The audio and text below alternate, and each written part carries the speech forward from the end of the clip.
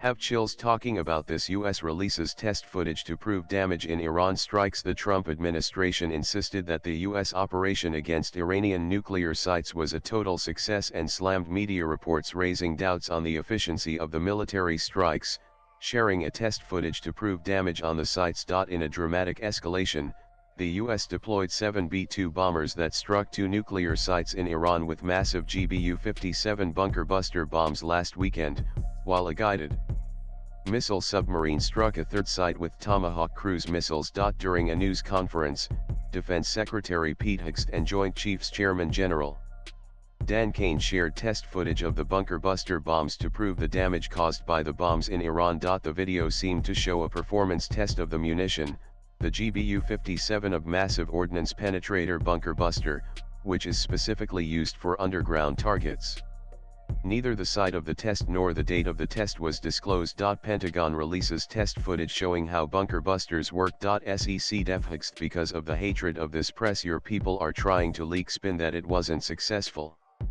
It's irresponsible. General Raisin Kane, on the mission. I have chills talking about this.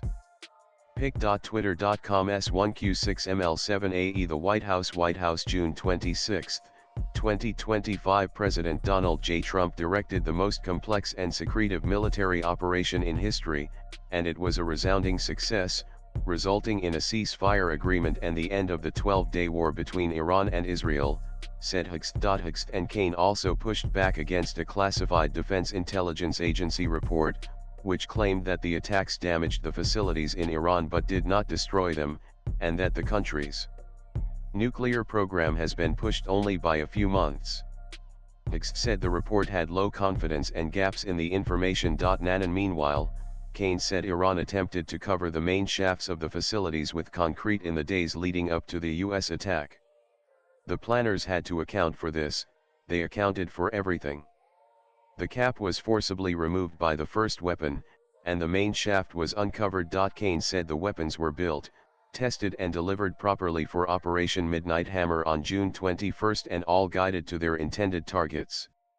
When the crews went to work on Friday, they kissed their loved ones goodbye not knowing when or if they'd be home. Late on Saturday night, their families became aware of what was happening, and on Sunday, when those jets returned to Whiteman, their families were there, flags flying and tears flowing. I have chills literally talking about this, he said. Meanwhile, Hegseth said he was not aware of whether any enriched uranium was taken outside the nuclear facilities before the US attack. He indicated that the administration's claim that the sites were obliterated was based on the capability of the weapons used. Swipe left for next video. Israel launched an unprecedented air campaign targeting Iranian nuclear sites, scientists, and top military brass on June 13 in a bid to end the country's nuclear program, which Tehran says is for civilian purposes but Washington and other powers insist is aimed at acquiring atomic weapons. With agency inputs latest blogs.